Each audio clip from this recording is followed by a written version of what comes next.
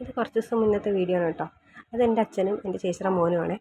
ആൾ കുറച്ച് വൃത്തിക്കാരനായതുകൊണ്ട് ആനയ്ക്ക് വായിൽ പഴം കൊടുത്തതിന് ശേഷം സ്വന്തം കൈ ഒന്ന് മണത്ത് നോക്കി. ആ ആന ഏതാണെന്ന് എത്ര പേർക്ക് മനസ്സിലാക്കണമെന്ന് അറിയില്ല.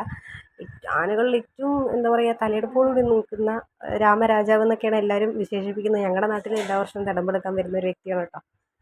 എല്ലാ വർഷവും ഞങ്ങളുടെ നാട്ടിൽ വരുന്ന തിടമ്പെടുക്കാൻ വരുന്ന ആനയാണ്. ഇതെൻ്റെ മോനാണ്. അനിയത്തിയുടെ ഹസ്ബൻഡ് കൊണ്ടുപോയിട്ട് ആനയ്ക്ക് വായിൽ പഴം വെച്ച് കൊടുക്കുകയാണ്. എല്ലാ കുഞ്ഞുമക്കളും ഉണ്ട്. ഏറ്റവും കുഞ്ഞ് രണ്ടാൾ വെച്ച് ബാക്കി എല്ലാവരും കൊടുത്തിട്ടുണ്ട്. എന്തിന് ഏറ്റവും വലിയ പേടിത്തൊണ്ടിയായ എൻ്റെ ചേച്ചി വരെ ഇപ്രാവശ്യം ആനയ്ക്ക് എന്തോ കൊണ്ടു കൊടുക്കുന്നത് ഞാൻ കണ്ടു. പക്ഷെ കഴിഞ്ഞ വർഷം ഈ ആനയ്ക്ക് ഞാൻ മാത്രമാണ് ചോറ് ഉരുട്ടി പ്ലേറ്റ് പപ്പടമൊക്കെ കുഴച്ച് കൊടുത്തത്. അതൊരു മനുഷ്യൻ പോലും ഒരു ഫോട്ടോയോ വീഡിയോ എടുത്തില്ല. ഇന്ന് ഞാനതൊരു പരാതിയായിട്ട് പറയുകയും ചെയ്തു.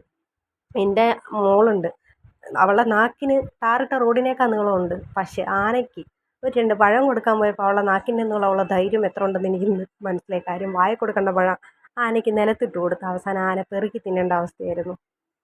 ഞാൻ ഈ 30 വർഷത്തിൻ്റെ ഇടയ്ക്ക്, എനിക്കിന്ന് 30 വയസ്സുണ്ട്, പക്ഷേ ഈ 30 വർഷത്തിൻ്റെ ഇടയ്ക്ക് ജനിച്ച ഒരു ഉത്സവം പോലും ഞാൻ മിസ് ചെയ്തിട്ടില്ല.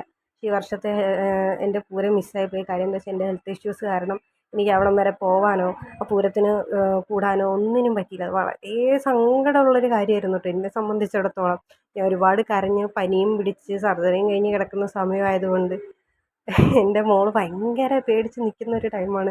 അയ്യോ എനിക്ക് എങ്ങനെയും ഇറങ്ങി ഓടിയാൽ മതി പാപ്പൻ്റെ തോളത്തിൽ നിന്നും പറഞ്ഞ് നിൽക്കുമായിരുന്നു. അതിലും ഏറ്റവും വലിയ സങ്കടം എന്താണെന്ന് വെച്ചാൽ എല്ലാ വർഷവും പേടിച്ച് പിറകി നിൽക്കുന്ന ഒരു വ്യക്തിയാണ് ഇപ്രാവശ്യം ആനയ്ക്ക് എന്തോ തുമ്പിക്കൈ കൊണ്ടു കൊടുക്കുന്നത്. പിന്നെ എൻ്റെ അച്ഛൻ പിടിച്ചു കൊണ്ടുപോയി കൊടുക്കുന്നു. ഞാൻ മാത്രം അവിടെ ഇല്ല. എൻ്റെ ഒരു ഫോട്ടോ വീഡിയോ ആരും